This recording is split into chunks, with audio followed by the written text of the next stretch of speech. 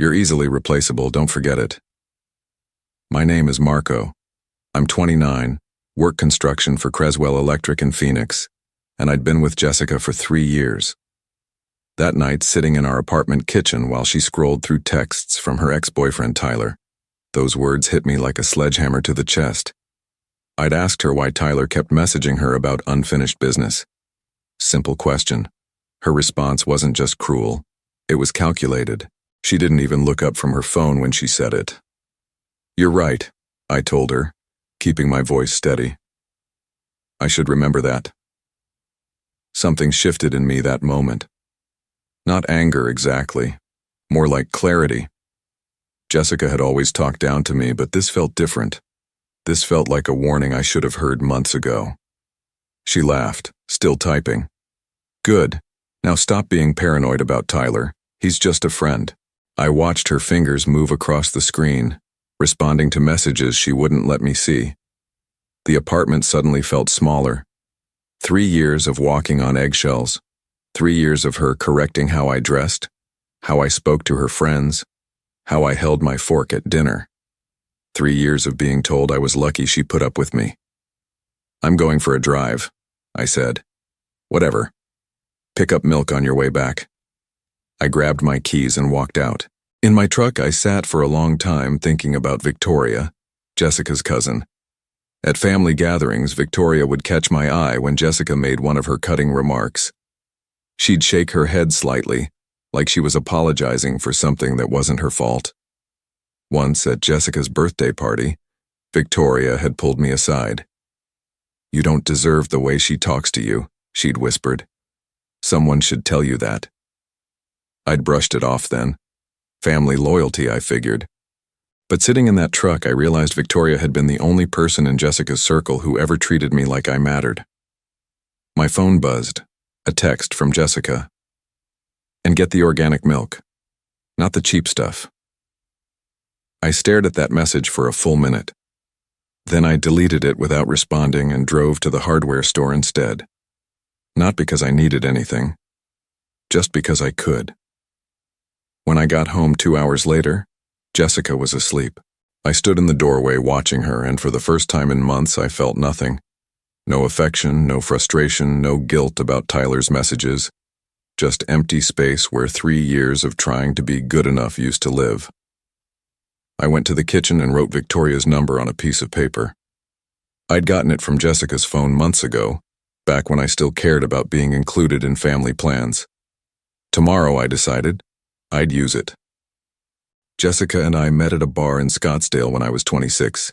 She was finishing her marketing degree, confident and sharp-tongued in ways that impressed me then. I was 2 years into working for Creswell Electric, finally making decent money after a rough patch in my early 20s. She pursued me hard those first few weeks, showed up at job sites with coffee, texted constantly, made me feel like I'd won something valuable. Looking back, I see it differently now. She was collecting me, not falling for me. The changes started small. She didn't like my friends from work. Too rough, she said.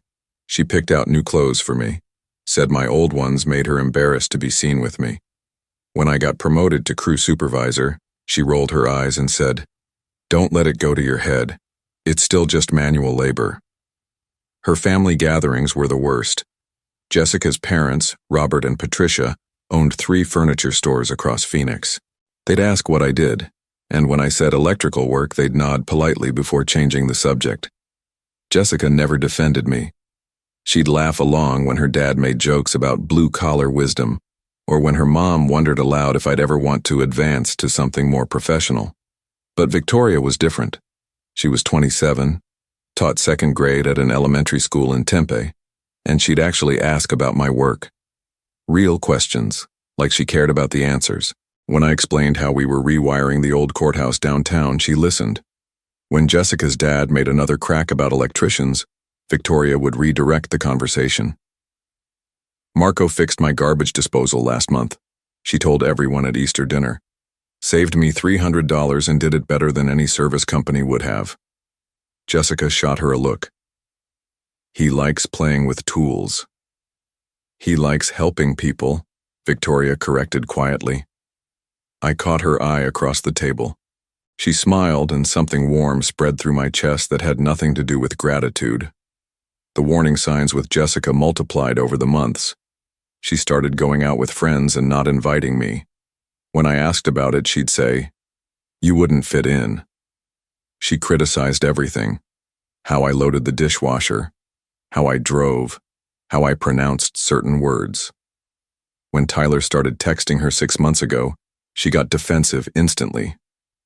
"He's going through a divorce," she explained. "I'm just being supportive." But her phone was always face down now. She took calls in the bathroom, and she'd started saying things like, "Tyler appreciates my advice. He actually listens." The implication was clear. Unlike me. The night she called me easily replaceable, I finally understood. She'd been preparing me for this moment for months. The next morning, Jessica left early for work without saying goodbye. I called in sick to Creswell Electric, first time in 2 years, and sat at the kitchen table staring at Victoria's number. What was I doing? Calling my fiancé's cousin because my feelings were hurt? It sounded pathetic even to me. But Victoria had said I didn't deserve how Jessica treated me. Maybe she was just being kind, but nobody else had ever said it. Not once in 3 years had anyone suggested I was worth more than what Jessica offered. I dialed before I could talk myself out of it. "Marco?" Victoria sounded surprised. "Is everything okay?" "I need to ask you something," I said, "and I need you to be honest." Silence for a moment, then, "Okay. Do you think Jessica loves me?" The pause stretched so long I thought she'd hung up. Finally, Victoria said, "Can we meet somewhere? This isn't a phone conversation." We met at a coffee shop in Chandler, halfway between our jobs. Victoria arrived wearing a yellow sundress and looking nervous. She sat across from me and folded her hands on the table. "She told me what she said to you," Victoria began, "about being replaceable." My stomach dropped. "She told you?" "She was laughing about it, said you just took it, and didn't even fight back." Victoria's voice was quiet. "Marco, that's not normal. People who love each other don't say things like that." I felt something crack open in my chest. I've been wondering if I'm crazy, if I'm too sensitive. "You're not crazy." Victoria reached across the table and touched my hand. "Jessica has always been cruel. Even as kids, she'd say horrible things and then act like you were the problem for being hurt. Why didn't anyone ever say anything? Because she's good at making people feel like they deserve it." Victoria's eyes were bright with anger I'd never seen before. "But you don't deserve it, Marco. You're kind and hardworking, and you fix things for people without being asked. You remember what coffee I like. You listen when I talk about my students. Jessica doesn't see any of that." I stared at our hands. Victoria's was soft and warm, nothing like Jessica's cold politeness. "I've been thinking about leaving," I said. "You should," Victoria said immediately. "You should have left a long time ago." Something shifted in the air between us. Victoria pulled her hand back, blushing. "I'm sorry," she said. "I shouldn't have. Don't apologize." I looked at her face, really looked, and saw something I'd been too loyal to Jessica to notice before. "Can I ask you something else?" She nodded. "Would you like to have dinner with me? Not as family, just us." Victoria smiled, and for the first time in months I felt like I could breathe. That evening I walked into our apartment with a different energy. Jessica was on the couch, phone pressed to her ear, laughing at something Tyler had said. "I have to go," she said when she saw me. "Marco's home." She hung up and looked at me expectantly. "Where's the milk?" I forgot it. Her expression darkened. "I specifically asked you to—" "We need to talk," I interrupted. Jessica blinked, clearly unused to being cut off. "About what?" "About Tyler. About how you treat me. About us." She set her phone down carefully. "Oh, this should be good. Let me guess. You've been thinking all day about our conversation last night, and now you want to have some big relationship talk?" "I want you to stop talking to Tyler," I said. Jessica laughed.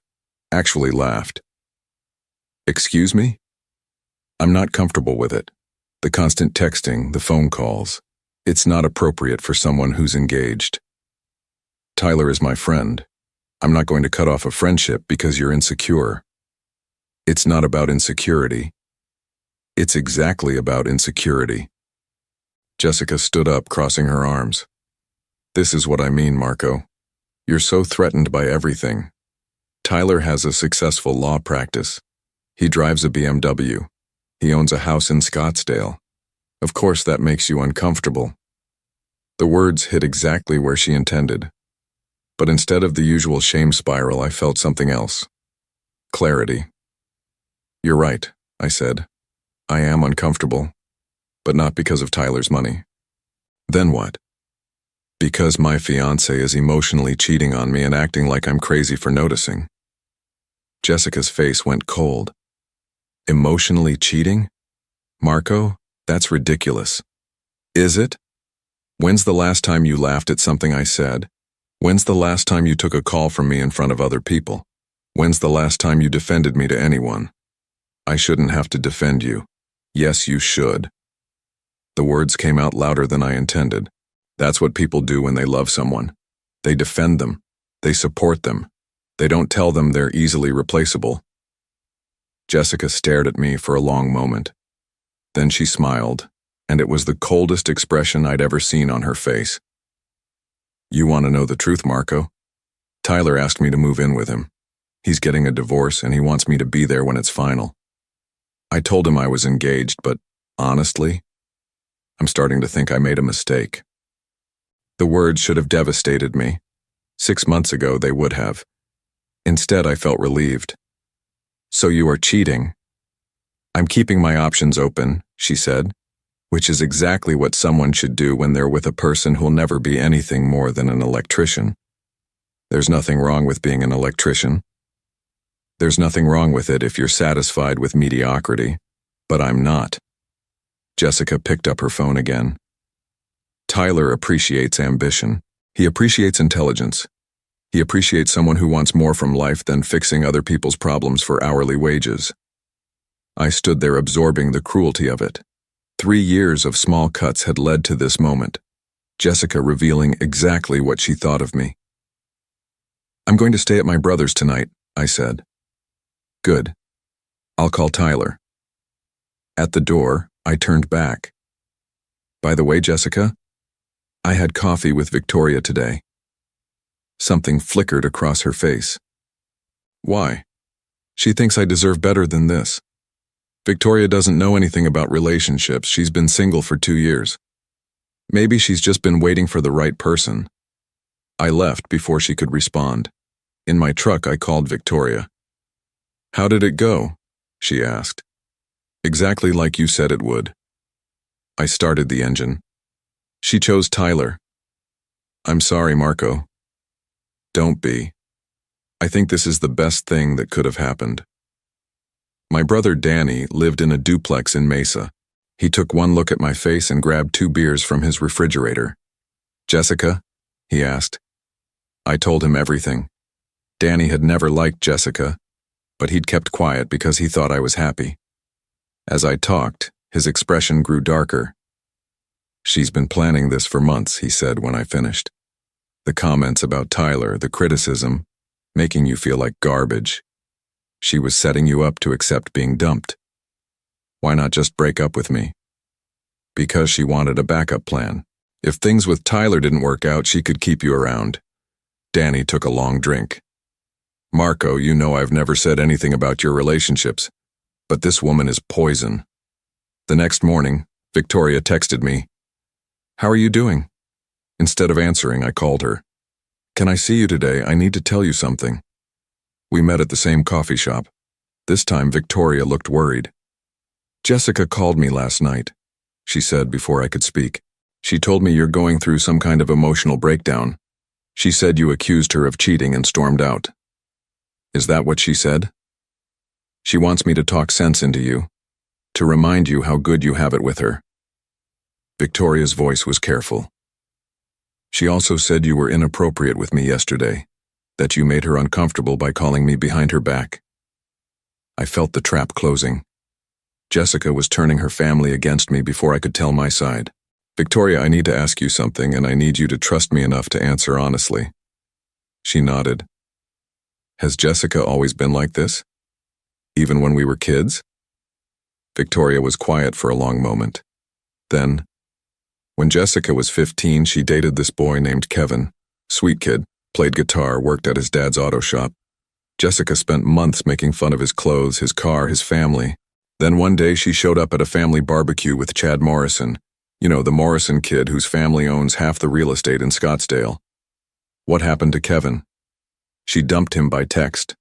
The next week, Kevin's friends told everyone Jessica had been cheating with Chad for months. She never denied it. Victoria looked at her hands. My Aunt Patricia was so proud. She kept talking about how Jessica had upgraded. The pieces clicked into place.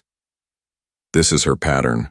She finds someone decent and loyal, keeps them around while she looks for something better, then discards them in the cruelest way possible.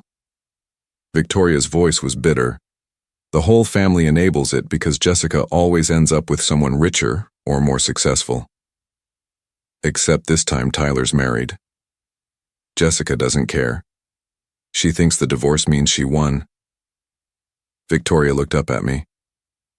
Marco, I've watched her do this to 3 different guys. Each time she got a little crueler. Why didn't you warn me? I tried. Remember last Christmas when I said you seemed tired? I was hoping you'd open up, but you just said you were working a lot of overtime. Victoria reached across the table again. I've been wanting to say something for 2 years, but what was I supposed to do? Tell my cousin's fiancée that she's a terrible person? You could have told me I deserved better. I did tell you that, at Jessica's birthday party. You did, I admitted. I just wasn't ready to hear it. Victoria smiled sadly.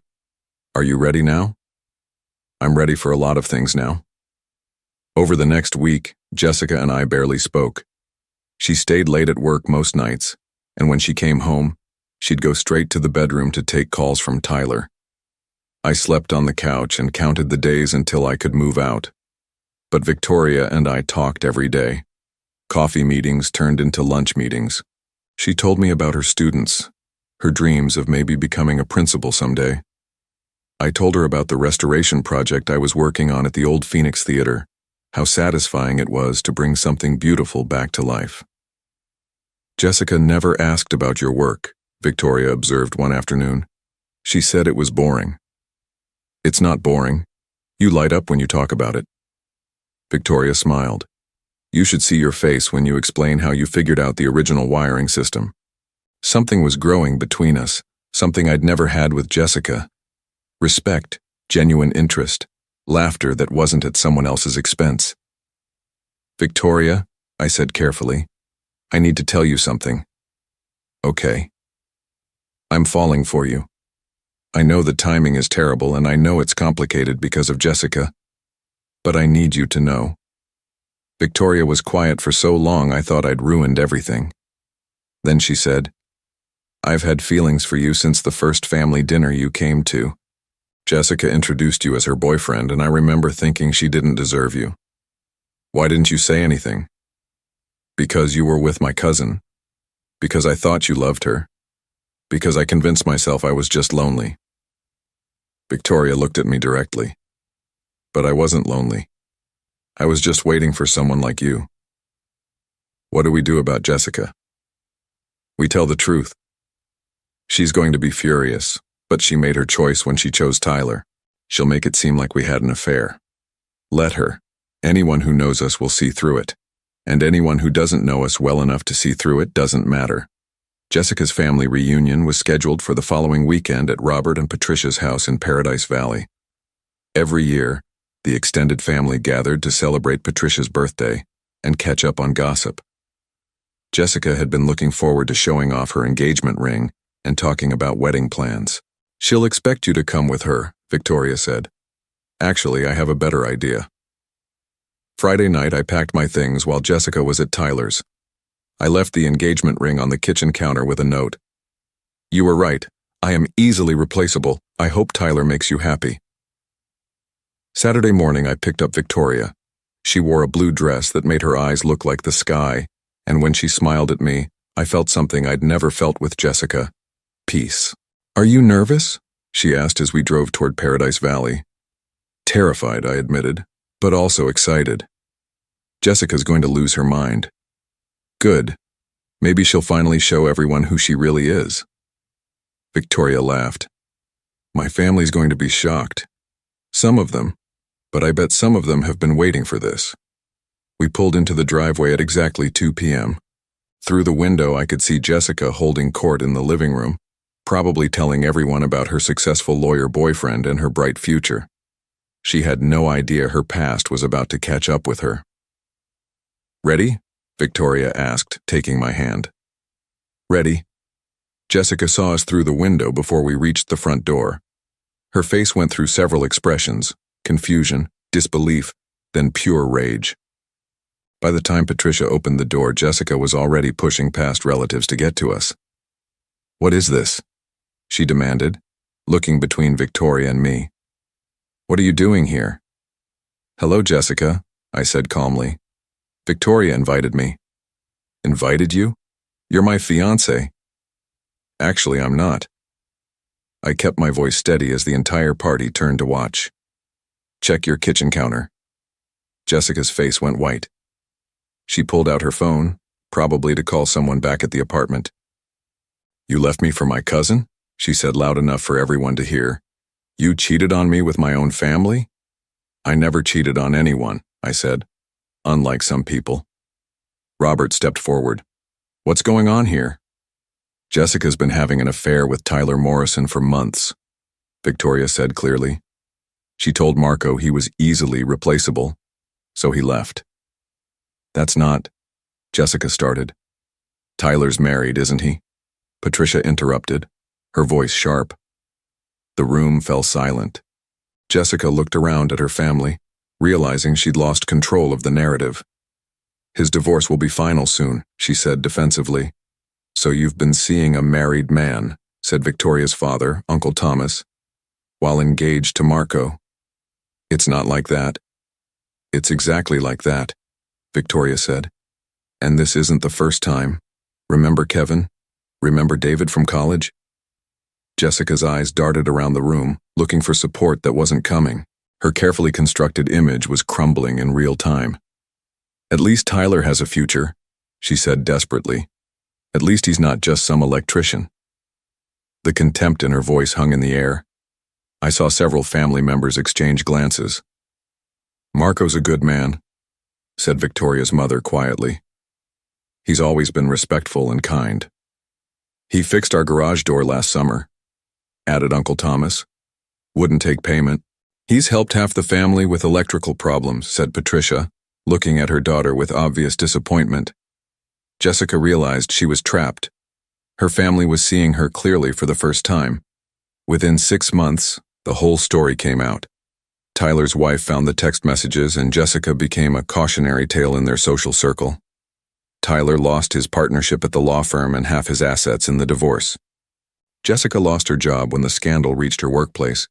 Apparently, having an affair with a married client violated company policy. She moved back in with her parents and spent months trying to rebuild her reputation.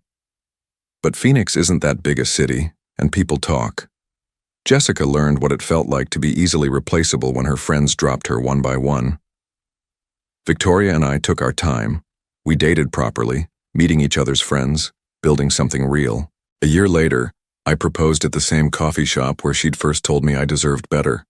She said yes before I finished asking. We married 2 years after that reunion. Patricia cried at our wedding. Happy tears, she assured us. Robert walked Victoria down the aisle and told me I was the son-in-law he'd always hoped for. Even Jessica came, bringing a new boyfriend she'd met online. She was polite but quiet, finally understanding that some bridges can't be rebuilt. Danny was my best man. In his speech, he said, "Sometimes the best thing that can happen to a man is losing something he thought he wanted, so he can find what he actually needed." Victoria teaches 3rd grade now. I opened my own electrical contracting business. We have a house in Chandler with a workshop in the garage and plans for kids someday. Jessica was right about one thing. I was easily replaceable in her life, but she was wrong about what that meant. It didn't make me worthless, it made me free to find someone who saw my worth. Sometimes the best revenge is just being happy.